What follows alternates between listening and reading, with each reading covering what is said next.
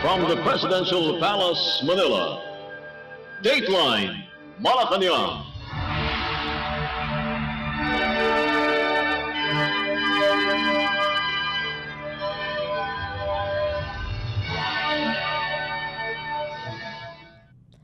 Good day. This is Dateline Malacañang, and here are the news. For our top story, as the administration continues to create a greener and brighter future for Filipinos through renewable energy, Philippine President Ferdinand R. Marcos Jr. led the groundbreaking ceremony of the Meralco Terra or MTerra solar project at Barangay Calios in the municipality of Peñaranda, Nueva Ecija province. Considered the world's largest solar plant and battery storage facility, the MTerra solar project is situated on 3,500 hectares of land in the provinces of Nueva Ecija and Bulacan. It is expected to become operational by 2026. Its primary goal is to address the nation's growing demand for electricity while supporting the shift towards sustainable and clean energy solutions. The monumental project features 5 million solar panels with a capacity of 3,500 megawatt peak and coupled with a 4,500 megawatt hour battery energy storage system. It also includes 13 kilometers of 500 kilovolt transmission line directly connecting to the National Grid Corporation of the Philippines or NGCP. Upon completion, it can provide clean energy to over 2.4 million households and generate 10,000 employment opportunities for Filipinos. Let us now listen to the speech of Philippine President Ferdinand R. Marcos Jr. during the event. Today we take a leap towards the future, driven by innovation and sustained by our collective hope for a cleaner and greener Philippines. We stand together at the site of what will become the largest integrated solar and battery storage facility in the world, the Terra Solar Project. This landmark project will put our country on the map as a leader in renewable energy. To Meralco, Terra Solar Philippines Inc., Solar Philippines New Energy Corporation, MGen Renewable Energy Inc., and other partners behind these projects. Your efforts have shown that we can forge ahead as key players in the world's energy revolution. The Terra Solar Power Project is designed to address two critical challenges of our time: the surging demand for electricity and the pressing need to shift to renewable and sustainable sources of that energy. With an investment of over 200 billion pesos, this demonstrates confidence in the stakeholders in our nation's potential and our commitment to securing a stable, steady, reliable, and sustainable power supply.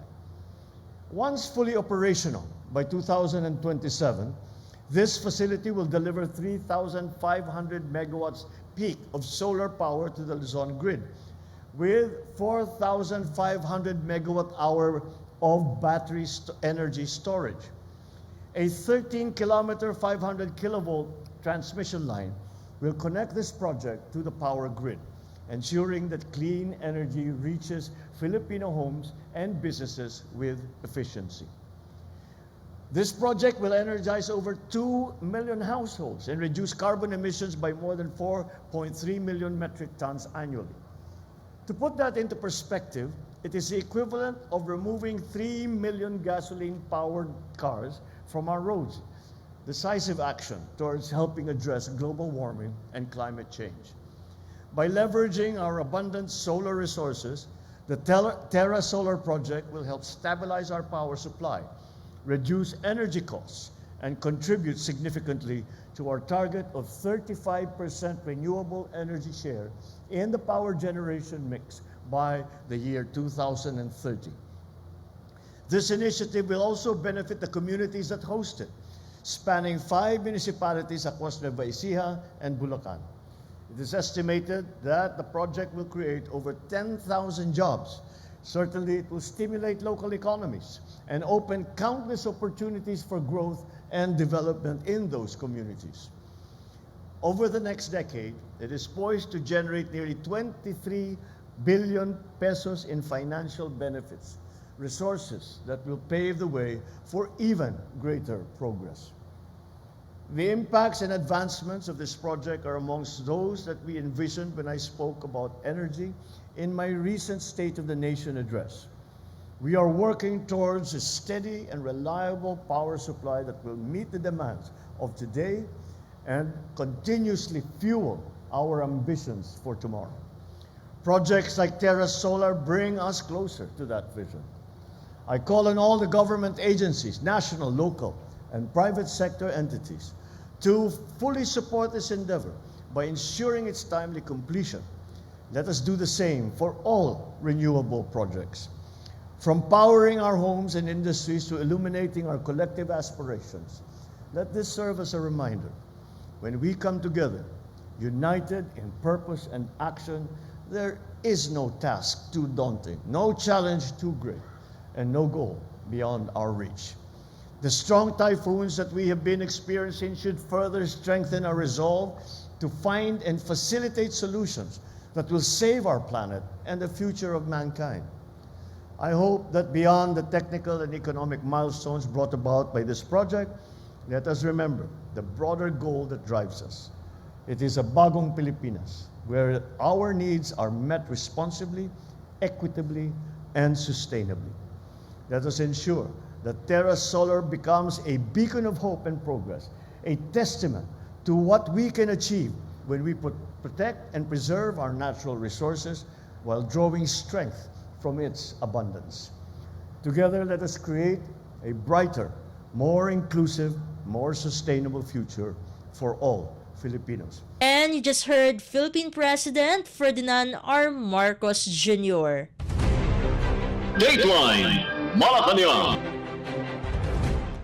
In other news stories, the Presidential Communications Office or PCO on Wednesday said Indonesia's decision to let overseas Filipino worker or OFW Mary Jane Veloso back to the Philippines reflects the diplomacy promoted by President Ferdinand R. Marcos Jr.'s administration. According to the PCO, after more than a decade of talks with the Indonesian government to delay the death penalty of Veloso, an agreement has finally been reached and she can finally go back home.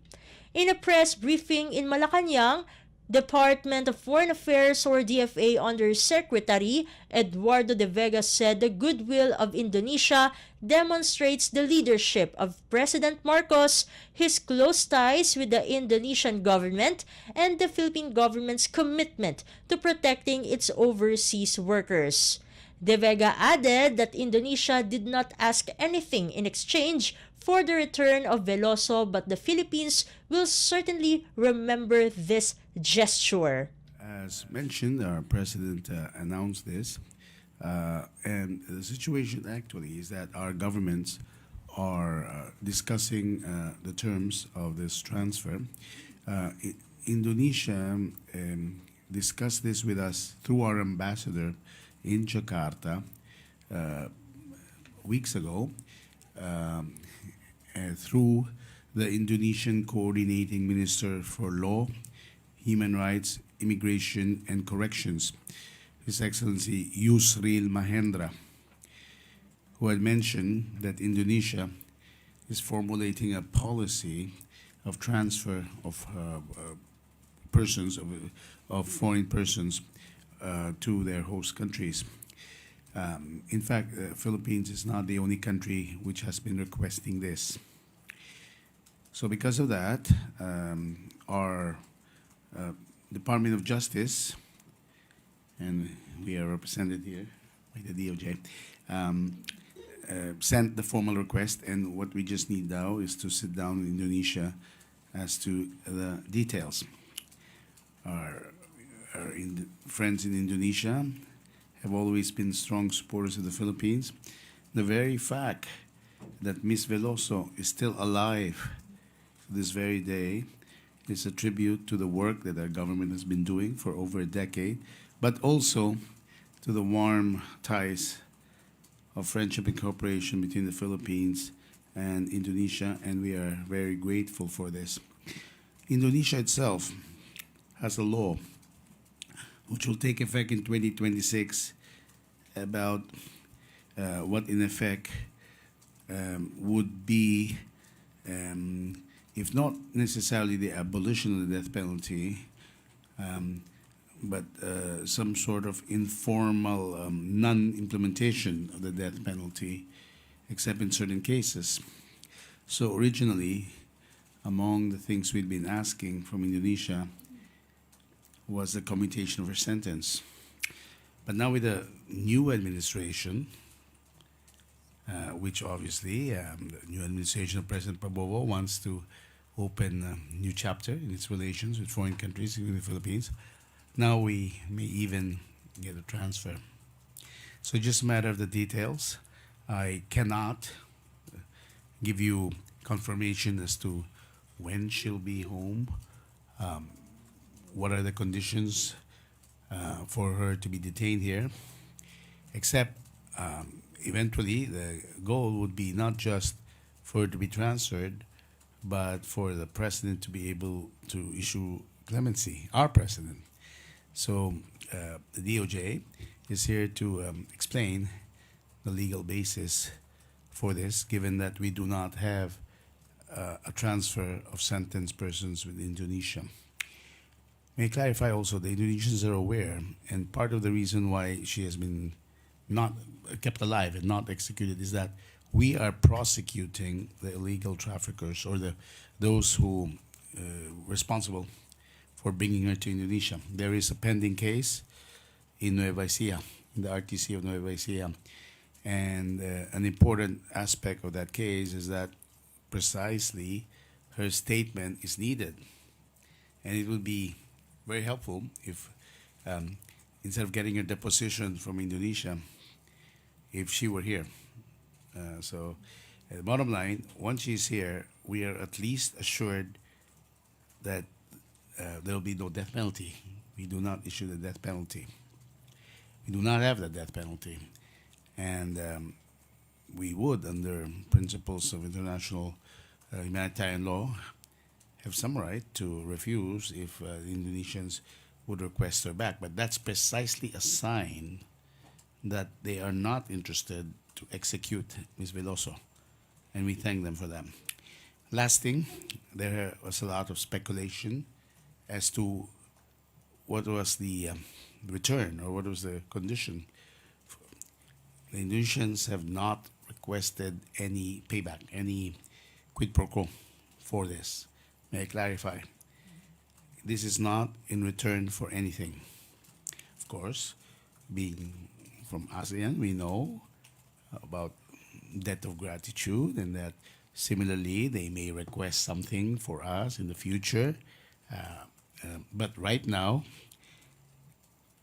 they are not asking anything in return for this arrangement. It is just a matter of them, of their devising, and it's still a work in progress for Indonesia, their official policy on the transfer.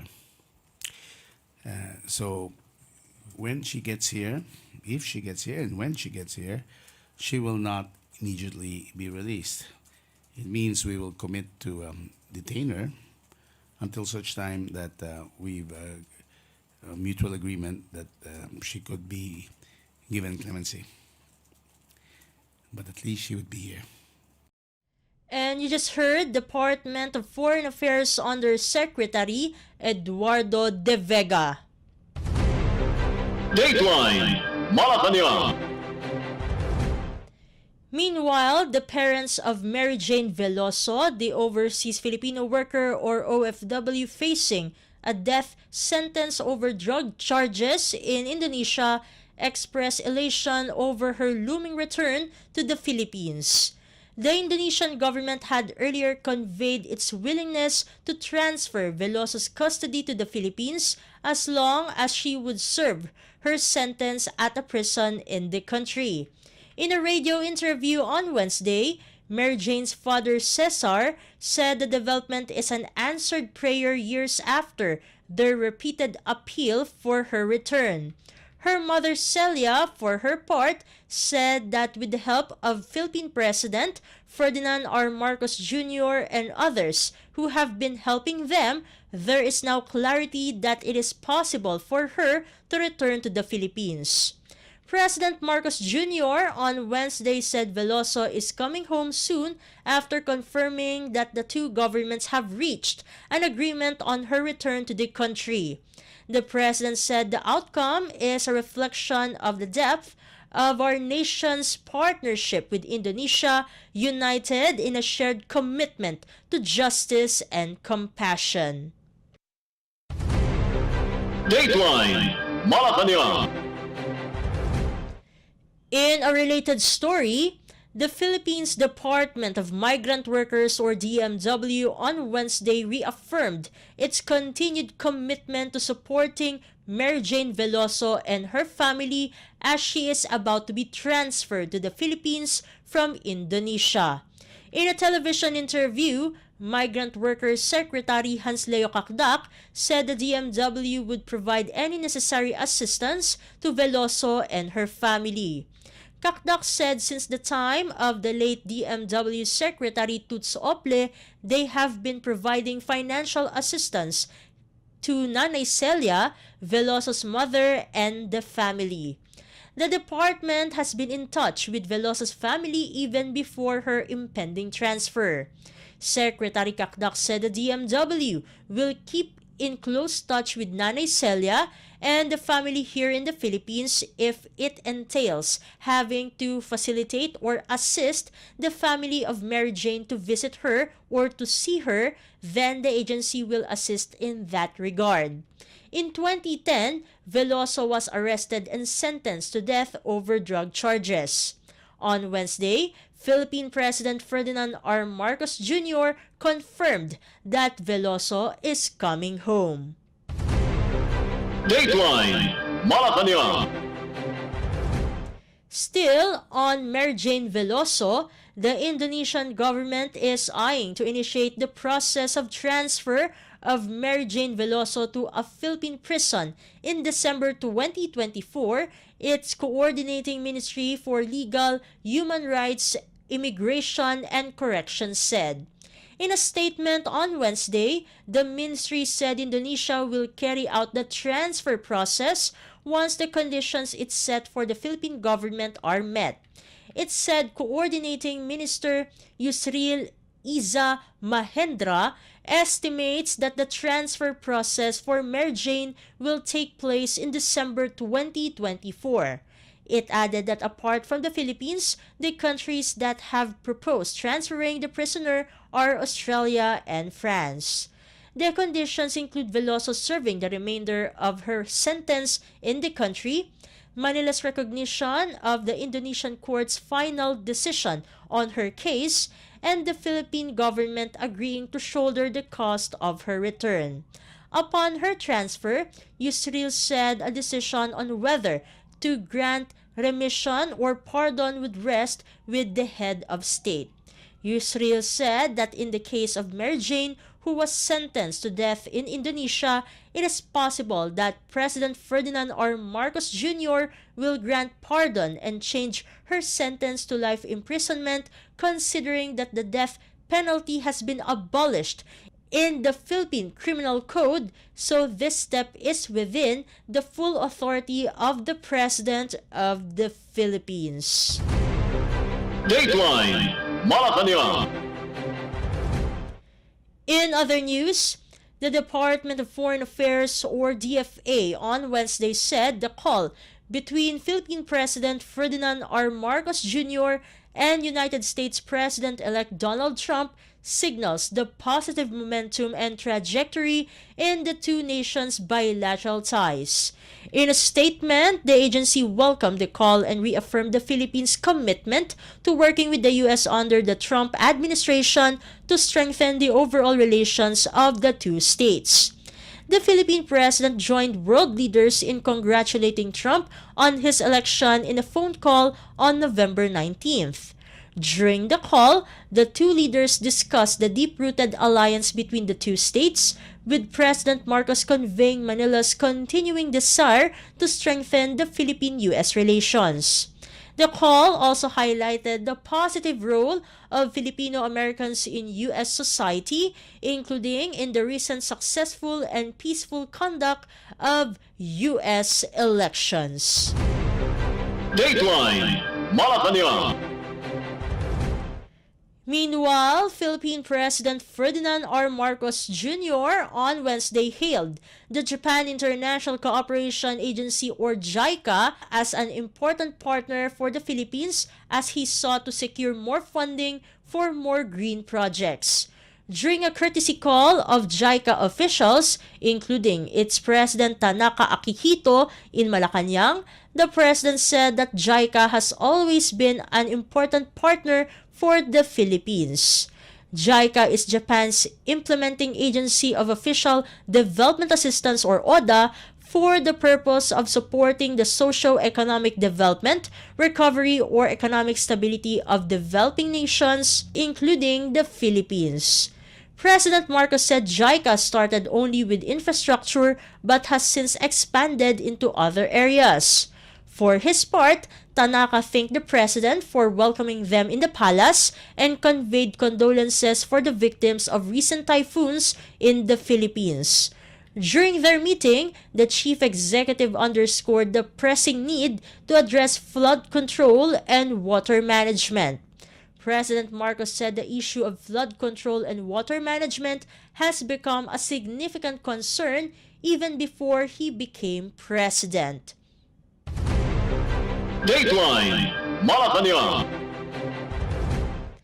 The Philippines Department of Migrant Workers or DMW said the Kingdom of Bahrain will require manpower agencies to pay insurance deposits for every work permit. In a press release, the DMW advised licensed manpower agencies of the latest regulatory requirement issued by the Ministry of Labor or MOL and Labor Market Regulatory Authority or LMRA of the Kingdom of Bahrain. According to Migrant Workers Office, Bahrain Officer in Charge Celia Viernes Cabadonga, in her report to DMW Secretary Hans Leo Kakdak, the regulatory announcement was made on November 5th by the LMRA through its chair and Minister of Labor, Jamil bin Mohammed Ali Humaydan. Cabadonga said the new measure is aimed at protecting both the workers and the agencies involved, ensuring that the financial burden of repatriation will not be shouldered by workers in cases of contract termination or other related circumstances. Under the new regulation, agencies have been required to pay 150 Bahraini dinars or 23,406 pesos as insurance for every work permit issued in addition to the regular work permit. The insurance deposit will be used to pay for repatriation costs should the worker be terminated. The LMRA clarifies that the new policy applies only to licensed manpower agencies that provide temporary workers on hourly, daily, monthly, or yearly contracts. The DMW said the regulatory update will be in effect after its publication in the official Gazette of the Kingdom of Bahrain. Dateline Malacañang. And finally, the Commission on Appointments or CA on Wednesday approved the ad interim appointment of former Cavite Governor Juanito Victor John Vic Remulla as the Secretary of the Department of the Interior and Local Government or DILG. CA Majority Floor Leader Luis Raymond El Rey Villafuerte Jr. moved to recommend the confirmation of Remulla formally joining his brother, Justice Secretary Jesus Crispin Remulla, in the cabinet of President Ferdinand R. Marcos Jr. Remulla reiterated his plan to streamline the police organization. The DILG secretary also said he intends to address some questions on the computation of the Internal Revenue Allotment or IRA. President Marcos appointed Remulla as DILG chief last October, replacing Benjamin Ben-Hur Abalos, who will run for senator in the 2025 midterm polls. The CA also confirmed the appointment of Marilyn Barua Yap as the chairperson of the Civil Service Commission or CSC. Senator Cynthia Villar, chairperson of the CA Committee on Constitutional Commissions and Offices, said Barua Yap's dedication to public service spanning over 3 decades was marked with excellence and integrity.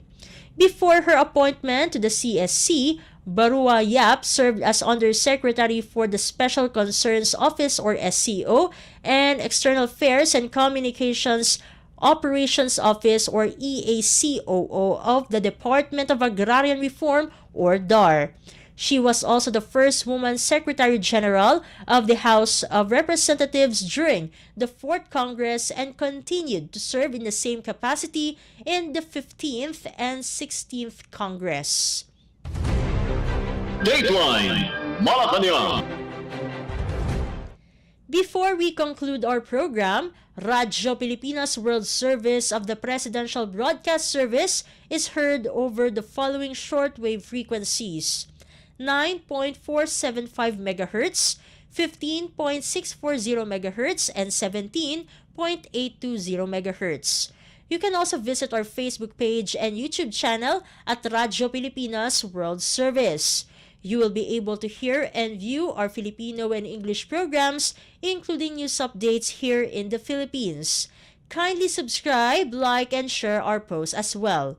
And that concludes this edition of Dateline Malacañang for Radyo Pilipinas World Service. This has been Steph Vicente.